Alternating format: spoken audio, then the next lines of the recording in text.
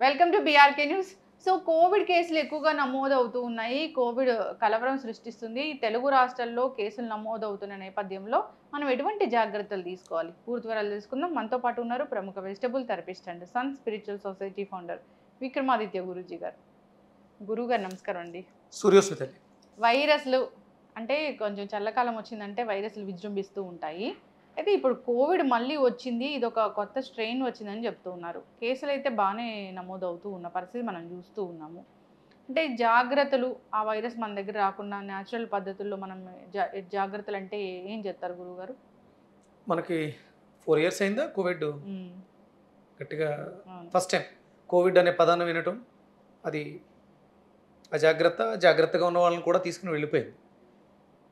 First మనిషికి కావాల్సింది ధైర్యం అమ్మ. బలహీనంగా ఉన్న వాళ్ళకి ప్రమాదం ఎక్కువగా ఉంటుంది.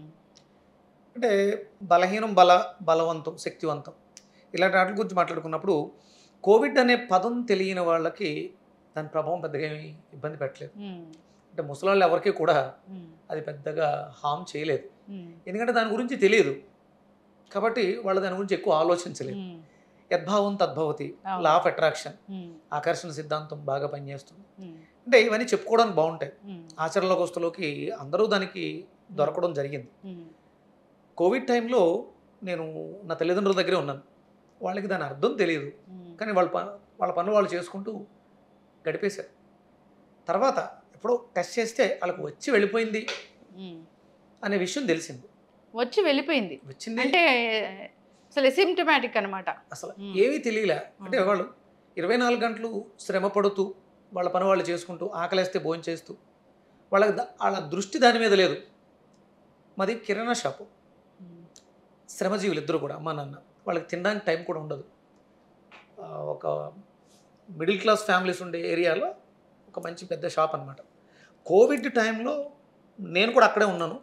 వాళ్ళకి సపోర్ట్ చేస్తూ జనాలందరికీ షాపులన్నీ క్లోజ్, బయటికి తిరగకూడదు కాబట్టి ఆ చుట్టుపక్కల ఉన్న ఆ సమయం వాళ్ళు ఇచ్చిన సమయాన్ని ఉపయోగించుకోవాలి. కాబట్టి ఆ సమయంలో విపరీతంగా క్రౌడ్ షాప్కి వచ్చేవాళ్ళు. నేను ఉండడం వల్ల ఏమైందంటే ఎక్కడి నుంచో తేవాల్సిన దాన్ని తీసుకొచ్చి అక్కడ అంటే ఇదంతా ఎందుకు చెప్తున్నానంటే శ్రమ పడినంత వరకు సెన్సిటివ్గా ఉంటేనే ఇలాంటి వాటికి దొరుకుతాం. శ్రామికులకు ఇవి పెద్దగా ప్రమాదాన్ని ఇవ్వవు, భయపడొద్దు ఫస్ట్ చెప్పేది. అవును, మీరు చెప్పారు గురుగారు. ఎవరైతే బాగా ఎండలో బాగా పనిచేస్తారో వాళ్ళకి డి విటమిన్ ఎక్కువగా ఉంటుంది, ఇమ్యూనిటీ బాగుంటుంది, వాళ్ళకి ఏం రాలేదు అని చెప్పారు.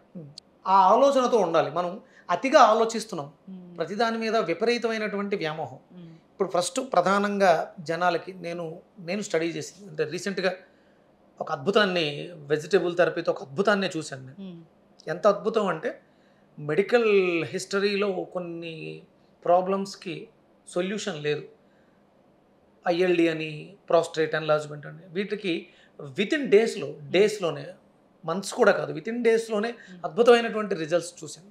కాబట్టి ఇది పెద్ద అంటే ఇప్పుడు బ్యాక్టీరియా వైరస్ల వల్ల పెద్ద ప్రమాదం కాదు.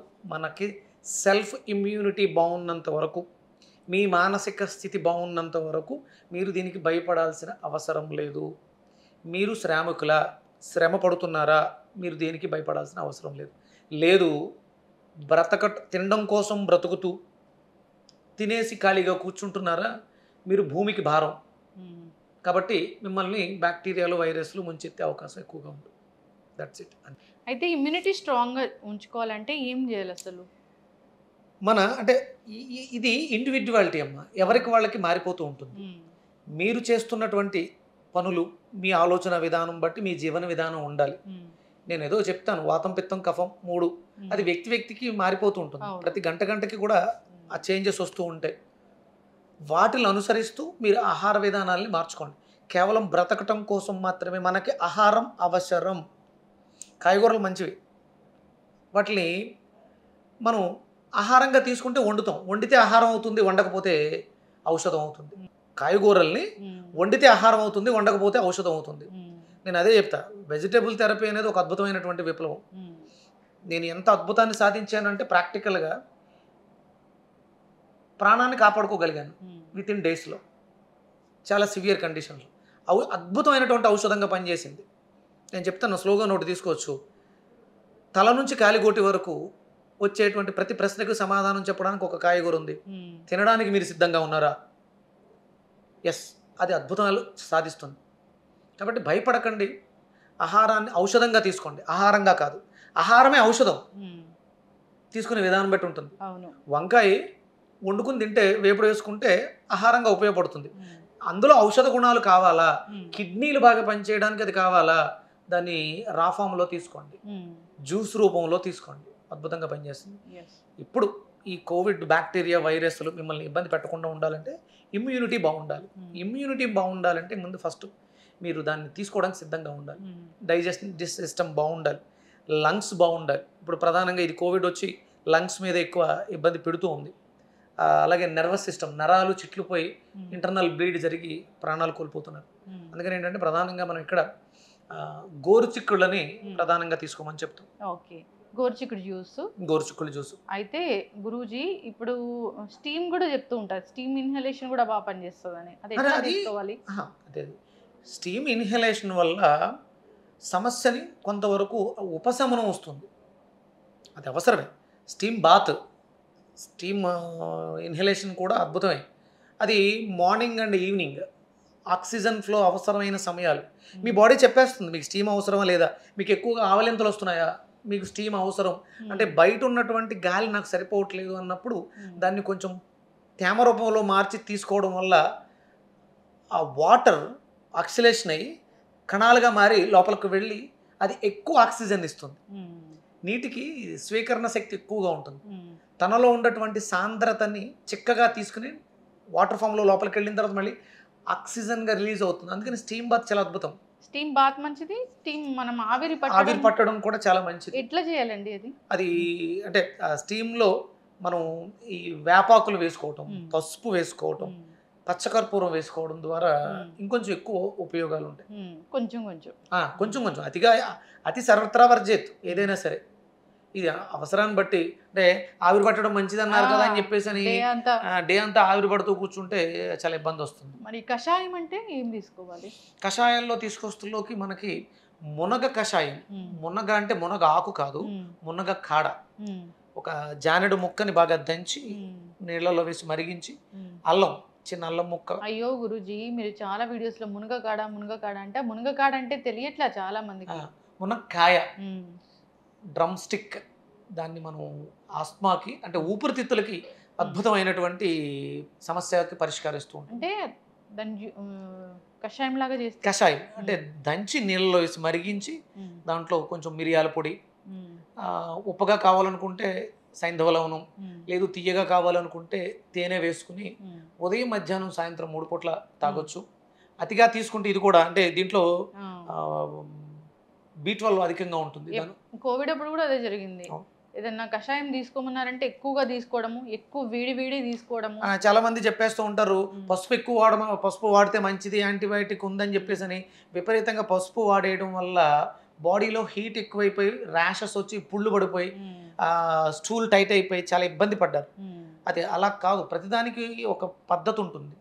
పసుపు పాలలో చిటికెడు వేసుకోవాలి, స్పూనెడు కాదు. చాలామంది విపరీతంగా వాడేశారు, అలా చేయొద్దు. మనకి ఈ సందర్భాల్లో సొంటె కూడా బాగా పనిచేస్తుంది. రోజుకు ఒకసారి సొంటె పాలు ఉదయం తీసుకోకూడదు, సాయంత్రమే తీసుకోవాలి. పాలలో పసుపు వేస్తే మంచిది అని చెప్పేసి అని ఉదయం నుంచి సాయంత్రం దాకా పాలు తాగితే అది మలబద్ధకాన్ని ఇస్తుంది, లేని పని కొత్త రోగాలు వస్తాయి. అందుకని సాయంత్రం తాగే పాలల్లో చిటికెడు పసుపు, ఒక 1/4 టీ స్పూన్ సొంటి పొడితో మరిగించాలి. కలుపుకుని తాగడం కాదు, మరిగించి కొంత మరిగిన తర్వాత బెల్లము మిరియాల పొడి వేసుకుని తాగితే మనం ఇది precaution is the better than cure. మనకి ఏమీ రాకుండా వ్యాధి నిరోధక శక్తిగా పనిచేస్తుంది, ఆరోగ్యంగా ఉంచుతుంది, భయపడాల్సిన పని లేదు. అయితే ఈ సీజన్లో ఎటువంటి ఆహారాలు అవాయిడ్ చేయాలి? ఇప్పుడు అంటే ఒరిజినల్గా మనకి ఇది సమ్మర్, కానీ ప్రకృతి వైపరీత్యాల వల్ల వర్షాలు ఎక్కువగా పడుతున్నాయి, టెంపరేచర్స్ కూడా బాగా తగ్గిపోయినాయి. అంటే ఏప్రిల్ మే లాగా ఉంది, మే జూన్ లా ఉంది. మే జూన్ జూలైలా ఉంటుందేమో, చాలా ఎక్కువగా ఉంటుంది. చాలా జాగ్రత్తగా ఉండాలి, తేలికగా జీర్ణం అవ్వాలి, అది శరీరానికి ఉష్ణశక్తిని అందివ్వాలి. అందుకని దానికి తగ్గట్టుగా అంటే మనకు మిరియాలు, శొంఠి, అల్లం, దాల్చిన చెక్క వీటికి సంబంధించిన పదార్థాలు ఎక్కువగా తీసుకోవాలి. అలాగే తేలికగా జీర్ణం అవ్వాలి. అలాంటి ఆహార పదార్థాలు తీసుకుంటూ తక్కువగా మితాహారం ఆరోగ్యానికి శ్రేయస్కరం. తినమన్నారు కదా అని చెప్పేసి అని నైట్ ఫుడ్స్ చాలా ఇబ్బందికరం. మీరు ఏం తిన్నా మధ్యాహ్నం, ఎంత తిన్నా మధ్యాహ్నం, మధ్యాహ్నం తర్వాత మీరు ఆహారాన్ని విడిచిపెట్టడమే ఉత్తమం. మధ్యాహ్నం తర్వాత ఆహారం తీసుకోకూడదు, ఏ ఆహారము తీసుకోకూడదు, ఫ్రూట్స్ అయినా ఏదైనా సరే. మధ్యాహ్నం తర్వాత ఎలాంటి ఆహారము భుజించకూడదు, భుజించదగినవి లేవు. సూర్యాస్తమయం తర్వాత భుజించదగినవి లేవు. పానీయాలు సేవించవచ్చు, అది ఉష్ణ పానీయాలై ఉండాలి, వేడిని పుట్టించేవై ఉండాలి, వేడిగా ఉండాలి. శీతల పానీయాలు కూడా పనిచేయవు. ఓకే, చక్కగా చెప్పారు గురూజీ. ఇప్పుడు ఇలాంటి వైరస్లు ఏవైనా, కోవిడ్ కావచ్చు, ఇంకా చాలా రకాల ఫ్లూలు అలా వస్తూ ఉంటాయి. ఏ వైరస్ అయినా మనల్ని ఇన్ఫెక్ట్ చేయకుండా ఉండాలి అంటే కనుక మనం ఇమ్యూనిటీని స్ట్రాంగ్గా ఉంచుకోవాలి, శారీరక శ్రమ అధికంగా చేయాలి, తీసుకునే స్పిరిచువల్ సొసైటీ నుంచి మూలాధార జీర్ణహిత రసం అని చెప్పేసి అని ఒకటి తయారు చేస్తాం. జీర్ణహితం టమాటా సూప్తో TSPగా దాన్ని మనం బయటికి మార్కెట్లోకి ఇస్తున్నాం. దాన్ని తీసుకోవడం వల్ల మీరు చెప్పిన ఫ్లూ, జలుబులు, ఇన్ఫెక్షన్స్ ఇలాంటి వాటికి అద్భుతంగా పనిచేస్తుంది. ఒక స్పూన్ పౌడర్ 2 టమాటాలతో కలిపి బాయిల్ చేసుకుని శుభ్రంగా మనం బిఫోర్ ఫుడ్, భోజనానికి ముందు సూప్లా తీసుకుంటే ఎక్స్ట్రాడినరీ డైజెషన్ సిస్టమ్, ఇమ్యూనిటీ బాగుంటుంది. ఇలాంటి చిన్న చిన్న ఇన్ఫెక్షన్స్ ఏమైనా ఉన్నా కూడా తగ్గిపోతుంది. చక్కగా చెప్పారు గురూజీ. జనరల్గానే జాగ్రత్తలు తీసుకోవాలని కోరుకుందామండి. ఎండకి వెళ్ళడము, సో నేచర్తో ఎక్కువగా ఉండేలాగా వాళ్ళ లైఫ్ స్టైల్ గడపాలని చెప్తాము, మార్చుకోవాలి. అంతేకాదు ఫుడ్స్ కూడా ఎలాంటి ఫుడ్స్ తీసుకోవాలి, ఎలాంటి అవాయిడ్ చేయాలి అనేది కూడా అవగాహన ఉండాలి. సో న్యాచురల్ వేస్లో జీవిస్తూ హ్యాపీగా ఉండాలని కోరుకుందామండి. చాలా చక్కటి ఇన్ఫర్మేషన్ గురువు గారు. సూర్యసుందరి.